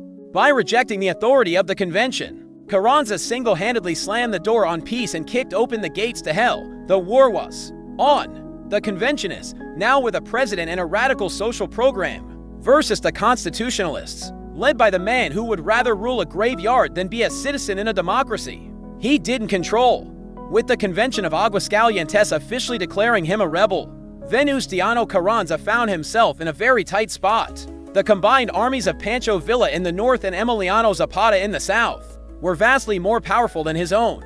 They were closing in on Mexico City. So Carranza, the man who had just refused to give up power, did the only thing he could do. He ran away. In a move that was becoming his signature, he packed up his entire government, abandoned the capital, and retreated to the port of Veracruz. The city was still, very conveniently, being occupied by the American military, which made it the safest place in Mexico for him to be. The exit of the constitutionalists left the capital wide open, and in late 1914, the armies of the people marched in. It was a sight to behold. From the north came Pancho Villa's mighty division of the north. Tens of thousands of seasoned veterans, cowboys, and miners, the most formidable fighting force on the continent. From the south came Emiliano Zapata's Liberation Army, a smaller but fiercely dedicated force of peasant farmers, their white cotton clothing a stark contrast to the dusty khakis of the Villistas. For the first time, the two great popular heroes of the revolution were in the same place at the same time. Their first and only face-to-face meeting took place in the southern suburb of Xochimilco. It was a historic encounter between two legends who could not have been more different. Villa was loud, emotional, and larger than life. He dominated the room, drinking brandy, laughing, and telling stories. Zapata was his polar opposite, quiet, watchful, deeply suspicious, and intense. He sipped an orange soda and let Villa do most of the talking. But despite their differences in style, they found an immediate bond in their shared identity as men of the people and in their mutual, seething hatred for the arrogant and duplicitous Carranza. They agreed to an alliance. They would fight together to destroy the constitutionalists. This new alliance culminated in one of the most iconic moments of the entire revolution. Villa and Zapata led their combined armies into the National Palace, the historical seat of power in Mexico. They walked through the ornate halls that had once belonged to viceroys and emperors. They entered the throne room, and there, a famous photograph captured the entire story. The big, boisterous Pancho Villa, with a huge grin on his face, plopped himself down into the opulent presidential chair. Beside him stood Emiliano Zapata, looking straight at the camera, his hand on his sword, his face a mask of stoic resolve. He looks deeply uncomfortable, a man who knows this is not his world. Here's the chain reaction of this triumphant but temporary victory. Cause, outmaneuvered and militarily outnumbered, Carranza abandons Mexico City, allowing the allied conventionist armies of Villa and Zapata to occupy the nation's capital. Effect, the two leaders meet, form an alliance against their common enemy, and stage a symbolic takeover of the National Palace, resulting in a famous photograph of Villa in the presidential chair. Consequence, this moment of triumph proves to be the peak of their power. Their inability and lack of interest in the complex task of running a national government means they fail to consolidate their victory, squandering their strategic advantage while their rival, Carranza, methodically plans his comeback from Veracruz. That famous photograph is the perfect metaphor for why their alliance, for all its power, was ultimately doomed. Villa is treating the presidency like a trophy, a novelty item to be enjoyed for a moment. Zapata looks like he can't wait to get out of there and back to the real fight in his home state of Morelos. And that's exactly what happened. They were conquerors, not governors. They had no idea how to run a national bureaucracy, manage the economy, or conduct foreign policy. Their occupation of the capital was disorganized. Zapata's men, disciplined in their own territory, were overwhelmed by the temptations of the big city. Zapata himself hated the place and soon led most of his army back south, where he felt he belonged. They had seized the ultimate prize, the center of all power in Mexico, only to discover that they didn't know what to do with it and didn't really even want it. They were brilliant at destruction, at tearing down the old, unjust system, but they had no patience for the slow, boring, and complicated work of building a new one. While they posed for pictures and celebrated their victory, their patient, calculating rival was sitting in Veracruz, collecting customs duties, buying guns, and planning the war, while Pancho Villa and Emiliano Zapata were having their awkward but historic photo op in Mexico City. Their rival was not sitting idle. Venustiano Carranza's retreat to Veracruz was not an act of desperation, it was a stroke of strategic genius. He had temporarily ceded the symbolic high ground of the capital for the actual high ground of the war: money, guns, and time. Veracruz was the perfect base of operations. First, it was the country's largest port, and controlling the port meant controlling the customs house. This was the single biggest cash register in the entire nation, and Carranza now had it all to himself, while the conventionist government in Mexico City was struggling to even pay its soldiers. Carranza had a steady, massive flow of income. He could buy supplies, pay his troops, and fund a modern war. Second, controlling the port meant controlling imports. The United States, now viewing the stern, predictable Carranza as the least bad option compared to the wild card Villa, began to favor him. The arms embargo was lifted for the constitutionalists, and a steady stream of American weapons and ammunition began flowing into Veracruz. With his finances and supply lines secure, Carranza made a brilliantly cynical political move. He realized that his bare-bones plan of Guadalupe, with its dry talk of restoring the Constitution, was losing the hearts and minds of the people. Villa and Zapata had the monopoly on social justice, so Carranza, the conservative landowner who had zero genuine interest in radical reform, decided to steal their playbook. He issued what became known as the additions to the Plan of Guadalupe. These were a series of decrees promising everything the radicals had been fighting for: sweeping land reform, protections for industrial workers, and the establishment of a minimum wage. It was a complete political 180. He likely didn't mean a word of it, but it was a masterful piece of propaganda. It gave his movement a social conscience it had never possessed, and it gave the average peasant soldier a reason to fight for him. While Carranza was handling the political rebranding, his top general, Alvaro Obregón, was revolutionizing the military. Obregón was not like the other generals. He was a thinker, a student of history and technology. He was paying close attention to the news coming out of Europe, where the first bloody year of World War I was demonstrating that the old rules of combat were dead. He saw that brave men on horses charging with sabers were being systematically mowed down by a new trinity of warfare: trenches, barbed wire, and the machine gun. Here is the chain reaction that prepared the counterattack. Cause, from his strategic base in Veracruz, Carranza uses the port's immense revenues to rearm his forces, and cynically co-opts the social reform agenda of his rivals to broaden his political support. Effect, simultaneously, General Obregón studies the new tactics of the First World War and formulates a modern military strategy based on static, defensive fortifications designed to neutralize the effectiveness of cavalry. Consequence, the constitutionalist faction is transformed. They emerge from their retreat with a powerful new political message, a steady source of income and weapons, and a superior military doctrine, fully preparing them to launch a decisive offensive against a now overextended and financially struggling Pancho Villa. Obregón knew that the key to winning the entire revolution was defeating Pancho Villa's division of the North. He also knew that Villa's greatest strength, his unstoppable, ferocious cavalry charges, could also be his greatest weakness if lured into the right kind of trap. So, while Villa was the master of Mexico City, Obregón was in Veracruz, meticulously planning the campa.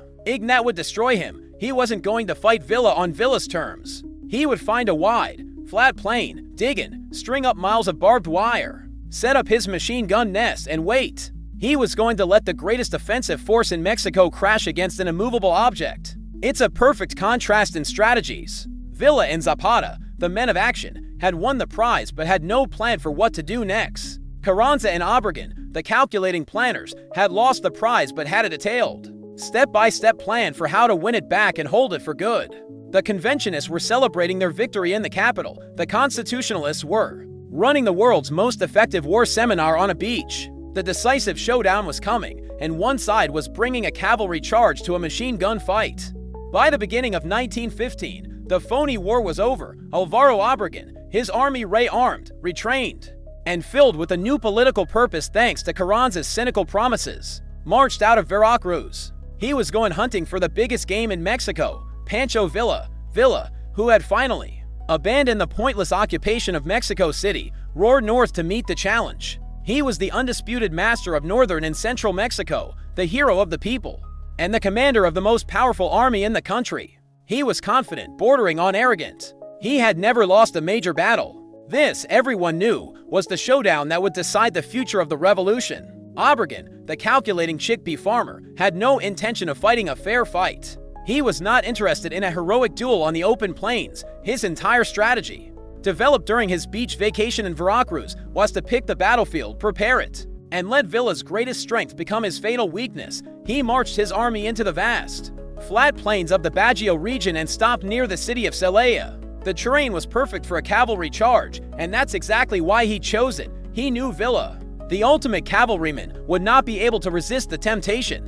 What Obregon did next was something no one in Mexico had ever seen before. He ordered his army to dig. They dug miles of trenches and irrigation ditches. They crisscrossed the fields in front of their positions with hidden strands of barbed wire, designed to trip up horses and channel attackers into specific zones. They strategically placed their new machine guns in interlocking fields of fire, creating deadly corridors where any man or beast would be hit from 3 sides at once. He turned a flat, open field into a modern, industrial-scale killing floor. He built a little slice of the Western Front in the heart of Mexico. When Pancho Villa arrived with his mighty division of the North, he surveyed Obregon's position and sneered. Digging trenches was what cowards did. Real men fought on horseback, face to face. He saw Obregon's preparations not as a sophisticated trap, but as a sign of fear. He was sure that one of his signature, overwhelming, thundering cavalry charges would smash through these flimsy defenses and scatter the constitutionalists like dust. He was about to learn that the 20th century had arrived, and it did not care about courage. This is the chain reaction where the nature of warfare in Mexico changed forever. Cause, Obregon, applying the lessons of World War I, creates a static, deeply entrenched defensive system with barbed wire and machine guns, specifically designed to counter a cavalry attack. Effect: Pancho Villa, supremely confident in his traditional tactics, launches a series of massive, frontal cavalry assaults directly into Obregon as prepared trap at the First Battle of Celaya. In April 1915, consequence, the legendary Villista cavalry is decimated. Horses become entangled in the wire, riders are systematically mowed down by machine gun fire, and the myth of Villa's invincibility is shattered. The superiority of modern defensive warfare over romantic, old-fashioned charges is brutally and bloodily proven. The first battle was a catastrophe for Villa. He threw wave after wave of his best cavalry, the famed Dorados, against Obregon's lines, and wave after wave was shredded. The horses piled up in the barbed wire. The men were cut down in the hundreds. The glorious charge devolved into a confused, bloody slaughter. For the first time in his career, Pancho Villa was soundly defeated. He was forced to pull back, leaving thousands of his dead and wounded on the field. This was more than just a single lost battle. It was the collision of 2 different centuries. The entire revolution up to this point had a certain romantic, cinematic quality. It was a war of charismatic horsemen, of lightning raids and grand charges. Pancho Villa was the living embodiment of that romance. But at Celaya, that beautiful, heroic idea of war ran headfirst into the ugly, industrial reality of a machine gun nest. The age of the cavalry charge died in a muddy field, tangled in barbed wire. Obregon had proven his point, but Villa was not a man to learn a lesson easily. He was humiliated, enraged, and gathering his entire remaining force for one more, even bigger attempt to crush the man in the trenches. A single defeat was not enough to break Pancho Villa. Humiliation was not in his vocabulary. To him, the first loss at Celaya was a tactical error, a fluke. The strategy was sound, the execution was just sloppy. So he did the only thing he knew how to do. He doubled down. He spent a furious week gathering every man, every rifle, and every cannon he could find. He amassed an army of nearly 30,000 men, a force that significantly outnumbered Obregon's. He would not just try again, he would launch an attack so massive, so overwhelming, that it would crush Obregon's little dirt ditches through sheer brute force. His pride, his reputation, and the fate of his entire movement were on the line. Meanwhile, Alvaro Obregon waited. He had used the week to strengthen his defenses, dig new trenches, and resupply his men with ammunition. He watched Villa gather his forces, and he knew, with the cold certainty of a master strategist, that Villa would do exactly what he wanted him to do. Villa's rage and his pride were now Obregon's greatest weapons. The trap was set. Now he just needed the bull to charge one more time. On April 13, 1915, the second and truly decisive Battle of Celaya began. Villa unleashed a furious, day-long artillery bombardment, and then, as the sun began to set, he gave the order. From all sides, the Division of the North charged. It was Villa's masterpiece of offensive warfare, a perfectly coordinated, all-out assault designed to smash the enemy in a single, glorious blow. For 2 days, the battle raged. It was the largest and most savage confrontation the revolution had yet seen. Villa threw his men at Obregon's lines with reckless abandon. The Villista infantry, with legendary courage, advanced again and again into the teeth of the machine guns. The cavalry tried to find a weak spot, a gap in the wire, but there was none. It was a methodical, industrial slaughter. Obregon's system worked to perfection. The barbed wire funneled the attackers into pre-sighted killing zones. The machine guns chattered day and night, mowing down men in horrifying numbers. The fields before the trenches vanished under a carpet of the dead and dying.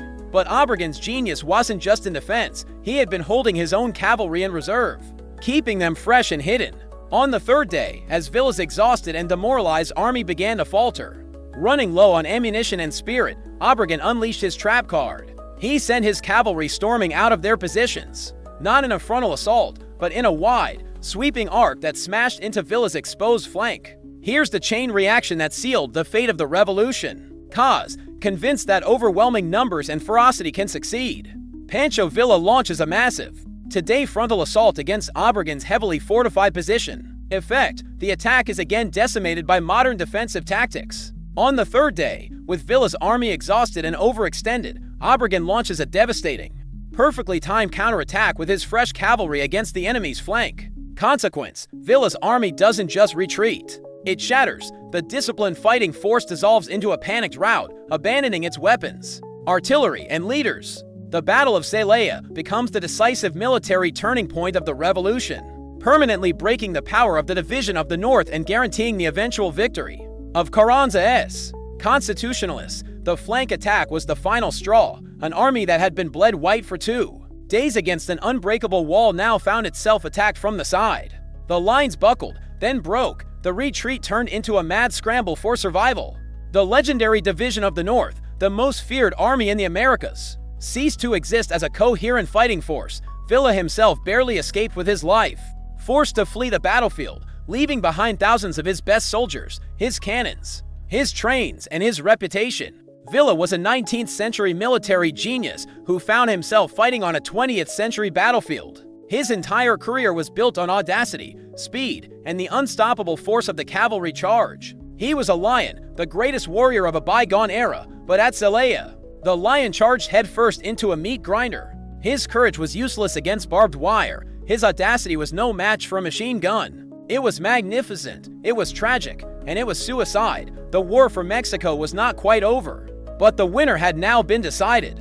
The smashing victory at Celaya sent a clear message across Mexico and beyond. The war was, for all intents and purposes, over. The winner had been decided. Pancho Villa's once mighty Division of the North was now a scattered, defeated remnant, relentlessly hunted by Alvaro Obregon's victorious army. Villa was on the run, his path of retreat marked by desperation and a series of smaller, futile battles. The question was no longer who would win, but how long the mopping up operation would take. Watching all of this from across the border was the government of the United States. President Woodrow Wilson's main objective in Mexico had always been to find someone, anyone, who could establish a stable government and put an end to the chaos that threatened American lives and investments. For a time, Washington had been intrigued by Pancho Villa. He was charismatic. He was famously friendly to Americans, and he actively courted the support of the U.S. government. He posed for newsreel cameras and gave glowing interviews to American journalists. Some in the Wilson administration saw him as the strong, pro-American leader they could work with.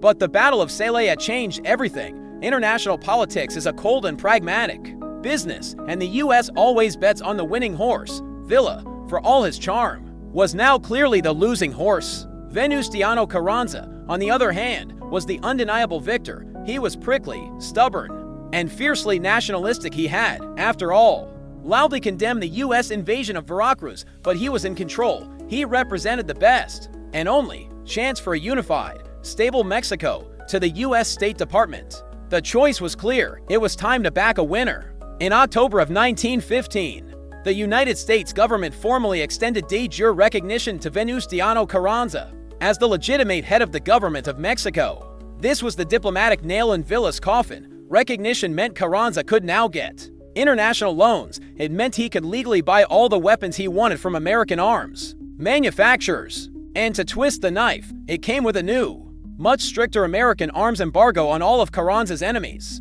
Villa was now officially designated a rebel, cut off from the guns and ammunition he desperately needed to continue his fight. Here's the chain reaction that created a new enemy for the United States. Cause, after Villa's decisive military defeat at Celaya, the U.S. government pragmatically decides that Carranza's faction is the only one capable of unifying and stabilizing Mexico. Effect: Washington officially recognizes the Carranza government in October 1915 and imposes a crippling arms embargo on his rivals, including Villa. Consequence: Pancho Villa, who had actively courted American friendship and support, feels a profound and personal sense of betrayal. His rage and frustration turn away from his Mexican rival, Carranza, and toward what he now sees as the treacherous government of the United States, setting him on a desperate course of revenge. For Pancho Villa, this was the ultimate betrayal. This wasn't just a political setback.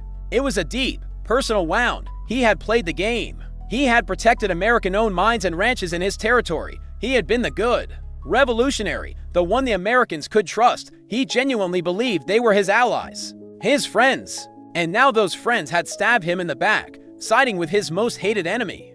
The old bearded goat Carranza, his grief and fury were immense. He had been played for a fool. In the cold, calculating world of geopolitics, the American decision made perfect sense. You back the force that can guarantee stability. But Pancho Villa didn't operate in that world. He operated in a world of personal loyalties and brutal betrayals. He had learned a hard lesson that day. In the great game of nations, there are no friends, only interests, and the interests of the United States government were no longer aligned with his. Cut off, hunted, and feeling betrayed by the powerful neighbor to the north, the great revolutionary general was about to become something else entirely. A border raider with a grudge, and he was about to make the United States regret its decision. By early 1916, Pancho Villa was a cornered animal. His great division of the North was a memory. His international support had vanished. He was back to being what he was a decade earlier, a guerrilla fighter, a bandit chief, leading a few hundred loyal, desperate men through the mountains of his native Chihuahua, hunted by Carranza's forces. He was politically isolated, militarily crippled, and consumed by a burning rage at the nation he blamed for his downfall, the United States. He decided that if he was going to go down, he was going to go down in a blaze of glory and take some of his enemies with him. What happened next is one of the most audacious and reckless acts in modern military history. Villa's motives are still debated, but they were likely a cocktail of desperation, strategy, and pure, uncut revenge. Revenge was the simplest part. He wanted to make the Americans pay for their betrayal, but there was also a twisted strategic logic to it. Villa may have hoped that a direct attack on U.S. soil would provoke a massive American invasion. This, he gambled, would force Carranza's government to fight the American invaders, discrediting Carranza as a puppet and allowing Villa to re-emerge as the great nationalist patriot, defending the motherland. And on a more practical level, his men desperately needed guns, horses, and supplies. The small American border town of Columbus, New Mexico, had all three. In the cold, pre-dawn darkness of March 9, 1916, Villa and his followers crossed the border and fell upon the sleeping town. The raid on Columbus was a chaotic, brutal, and ultimately clumsy affair. The Villistas, shouting "Viva Villa! Viva Mexico!" charged into town, setting buildings on fire and looting shops. They attacked the local U.S. Army post, home to the 13th Cavalry. The American soldiers, though taken completely by surprise, recovered quickly. A furious firefight erupted in the streets, lit by the flames of burning buildings. Civilians grabbed their own rifles and joined the fight. The raid was a tactical disaster for Villa. What was supposed to be a swift and overwhelming strike devolved into a confused street battle. After a few hours of intense fighting, the Villistas were driven back across the border, having taken far worse than they gave. They had killed 18 Americans, 10 civilians, and 8 soldiers, but they had lost almost 100 of their own men. They had succeeded in creating chaos and terror, but they had failed to achieve any real military objective. Here is the chain reaction that brought the U.S. Army into Mexico. Cause: seeking revenge and supplies, and possibly hoping to provoke a larger war that would discredit Carranza. A desperate Pancho Villa leads a raid on the U.S. border town of Columbus, New Mexico. Effect: the attack, which kills American civilians and soldiers on U.S. soil, creates an unprecedented wave of public fury and outrage across the United States. Consequence: facing immense political pressure in an election year, President Woodrow Wilson is compelled to order a massive military intervention into Mexico, with the singular, publicly stated goal of hunting down and capturing Pancho Villa, dead or alive. The news of the raid hit the United States like a thunderclap. A foreign army, however small and ragged, had invaded the continental U.S. for the first time since the War of 1812. The press exploded in a frenzy of jingoistic outrage. The public demanded blood. The pressure on President Wilson was immense, with an election looming. He could not afford to look weak. The demand for retribution was overwhelming. Attacking the United States has, throughout history, generally proven to be a very bad idea. It is the geopolitical equivalent of walking up to a grizzly bear and poking it in the eye. But Villa was a man with nothing left to lose. He had been a general, a governor, a kingmaker who controlled a third of Mexico. Now he was just a bandit again. He couldn't win the war for control of Mexico anymore, but he could still make one hell of a scene. By raiding Columbus, he had ensured that the world would not forget the name Pancho Villa. He had also just invited the entire United States Army into his backyard for a showdown. Pancho Villa had poked the bear. Now, the bear was coming for him. The American response to the Columbus raid was swift, massive, and technologically overwhelming. President Wilson authorized what became known as the Punitive Expedition, a military incursion into Mexico with one single, clear objective: to find and capture Pancho Villa, dead or alive. And to lead this expedition, he chose his top general, John J. Blackjack Pershing, a tough, no-nonsense veteran who would soon go on to command all American forces in World War I. Pershing's force was, for its time, a futuristic army. It numbered over 10,000 men. It had motorized supply trucks, a fleet of reconnaissance airplanes, the first ever use of air power in a U.S. military campaign, and the latest machine guns. It was a modern, 20th century fighting force, designed for a conventional war, sent clanking and rumbling into the mountains of Chihuahua to hunt one man. The Great Manhunt began in March of 1916. Pershing's columns crossed the border and fanned out into the vast, rugged wilderness that was Villa's backyard, and for the next 11 months, this mighty, modern army played the most expensive and humiliating game of hide and seek in American history. The expedition was a complete and utter failure for three key reasons. First, the terrain. This was Villa's home turf. He knew every canyon, every mountain pass, every dusty village. The American army, with its heavy trucks that were constantly breaking down or getting stuck on the primitive roads, was like a clumsy giant trying to catch a ghost. Second, Villa had the one thing Pershing's army could never get: the support of the people. After his defeat at Celaya, Villa's popularity had plummeted. But the moment the hated Gringo army invaded, he was instantly transformed back into a nationalist hero. He was the patriot, the underdog, defying the powerful foreign invaders. Local villagers, who might have turned him into Carranza's forces, would never betray him to the Americans. They fed him, hid him, and gave him intelligence on every American troop movement. Pershing's army was operating blind in a hostile country. Third, the expedition created a massive diplomatic crisis. With the official Mexican government, Venustiano Carranza was absolutely furious about having 10 uninvited American soldiers roaming around his country. While he also wanted Villa captured, he could not be seen as cooperating with an American invasion. His government did everything it could to obstruct Pershing's mission. They denied him the use of Mexican railways and threatened to attack if the American columns moved any further south. This tension eventually boiled over into actual combat, like the Battle of Carrizal, where an American cavalry patrol was ambushed and badly mauled by Carrancista troops. For a while, it looked like the US and Mexico were about to go to war. Here's the chain reaction of this grand military fiasco. Cause: a massive, technologically superior U.S. Army expedition enters the vast and unfamiliar terrain of northern Mexico to hunt Pancho Villa. Effect: operating with the full support of a friendly local population, Villa easily evades his pursuers. The American invasion simultaneously creates a severe diplomatic crisis with the Carranza government, nearly sparking a second war. Consequence: after 11 months of fruitless searching, and with the U.S. preparing to enter World War I, the expedition is withdrawn in failure. Villa remains at large, his reputation as a folk hero massively enhanced by having successfully defied the entire might of the United States Army for nearly a year. The most powerful military in the hemisphere chased a shadow. Villa, who had been wounded in an early skirmish, spent much of the expedition recovering in a secret cave, laughing as he read newspaper reports about Pershing's clumsy search. By February 1917, with war looming in Europe, the Wilson administration had had enough. The punitive expedition was quietly recalled, its mission a total failure. It's a perfect case study in the limits of military power. Pershing had airplanes, motorized trucks, and telegraphs. Pancho Villa had a network of loyal peasants and a deep knowledge of the local terrain. The peasants and the terrain won. The U.S. Army spent millions of dollars, marched thousands of miles, and never once laid eyes on their target. They had gone to Mexico to catch a bandit and had nearly started a war with their allies by mistake. Villa, the man they went to destroy, ended up more popular and legendary than ever.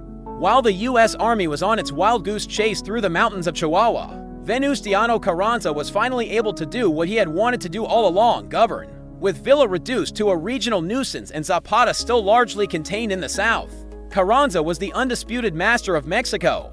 He moved his government back to the capital and in early 1917 was officially elected president in an election that he actually won. His great project was to bring the years of chaos to an end and legitimize his rule. By creating a new legal foundation for the country, a new constitution, he called for a constitutional convention to meet in the city of Querétaro. He carefully controlled the guest list. Only loyal constitutionalists were invited. No followers of Villa or Zapata were welcome. Carranza's plan was simple.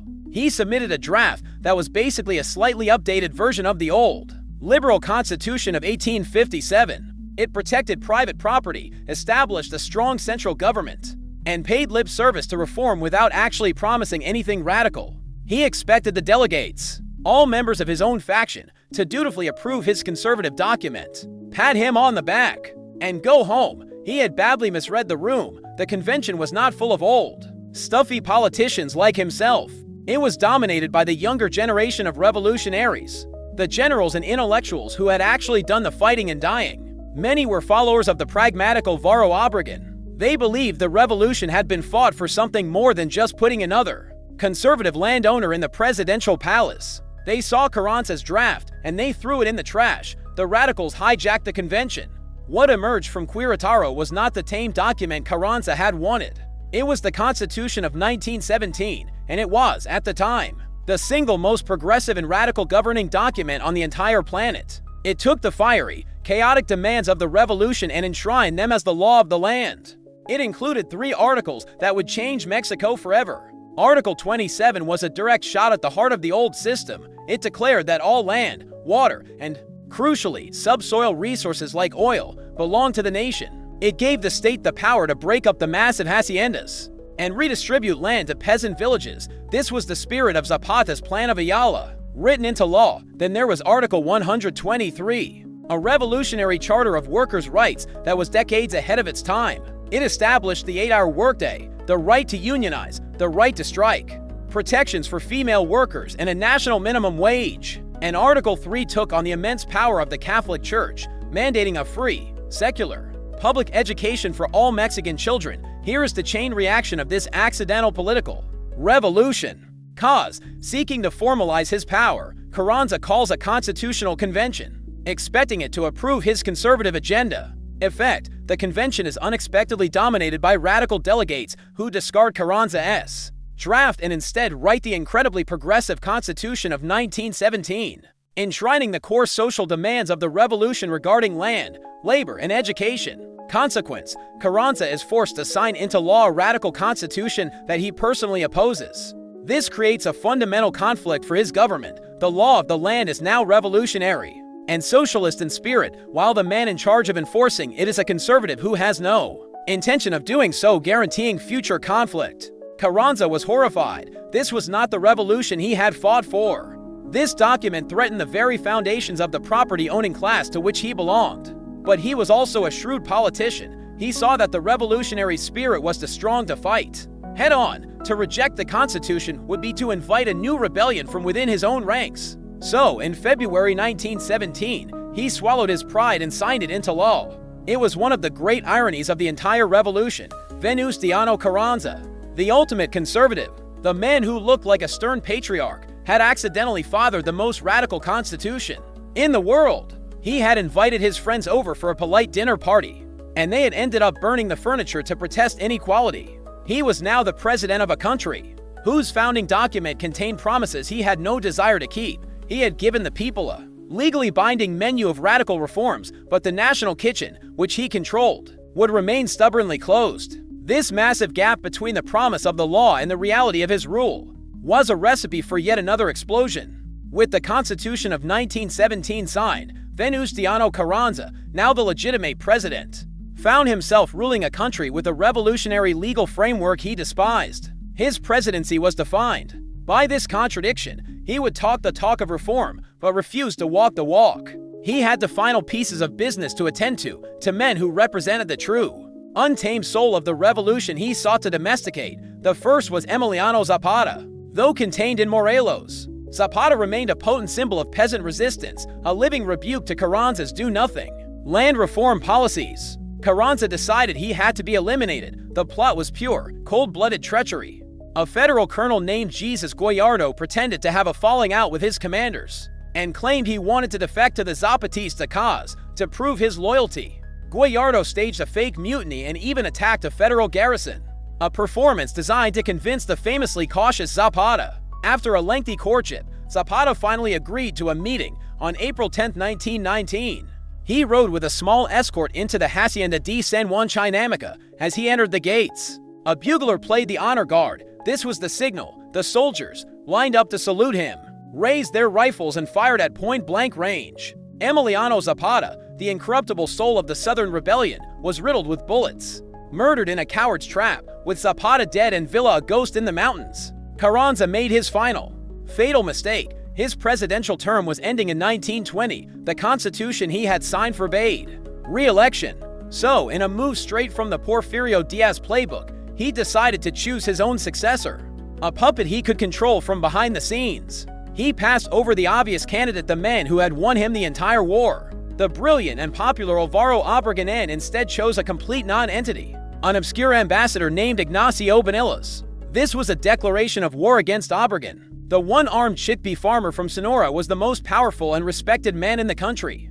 He was the revolution's greatest general, and he fully intended to be its next president. Carranza's move was a clumsy, insulting attempt to cling to power, and Obregón was not a man who tolerated being insulted. When Carranza tried to have him arrested, Obregón fled and did what every Mexican leader now knew how to do. He issued a plan. The plan of Agua Prieta was a call for rebellion against Carranza.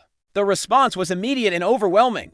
The entire army, which was loyal to Obregón, not the president, joined his cause. Here's the final chain reaction that closed the decade of chaos. After assassinating Zapata, President Carranza betrays his most powerful general, Alvaro Obregón, by attempting to impose an unknown puppet as his successor in the 1920 election. Effect: Obregón launches a swift and almost bloodless rebellion, and the federal army, loyal to him, abandons the president en masse, causing the instant collapse of the Carranza government. Consequence: Carranza is forced to flee Mexico City and is assassinated during his escape. His death marks the definitive end of the chaotic, warlord phase of the revolution, clearing the way for Obregón and a new generation of leaders to take power and begin the long process of national reconstruction. Carranza's government evaporated in a matter of weeks. The man who had chased so many others from the capital now found himself the one on the run. He loaded a train with the national treasury and his closest supporters and tried to make the familiar panic journey to Veracruz. But he never made it. His train was attacked, and he was forced to escape on horseback into the mountains of Puebla. There, on the night of May 21, 1920, he was betrayed by a local chieftain and shot to death in his sleep in a tiny mud hut. And so, the cycle turned one last time. The stern patriarch who rose to power denouncing a dictator was brought down by his own general for trying to become one. The decade of chaos, which had begun with one president fleeing to Veracruz, ended with another one trying and failing to do the same. The parade of presidents was finally over. The last of the great original leaders was dead, and the man who had outthought, outfought, and outweighted them all, Alvaro Obregón, was now the master of Mexico. And that's how a smug interview, a couple of betrayals, and about 1 million bullets plunged Mexico into a decade of absolute mayhem. The revolution devoured its own children. And the man who finally came out on top was the one who best understood that in a modern war, the brain is always more powerful than the heart. Remember, this podcast is for entertainment purposes only. Please, for the love of all that is historically accurate, do not use this as a source for your term paper. Your teacher will thank you. What other historical train wreck should we simplify next? Let us know in the comments below. And don't forget to like and subscribe for more unnecessarily dramatic history. And that's how that whole mess went down. Until next time, don't invade Russia in the winter.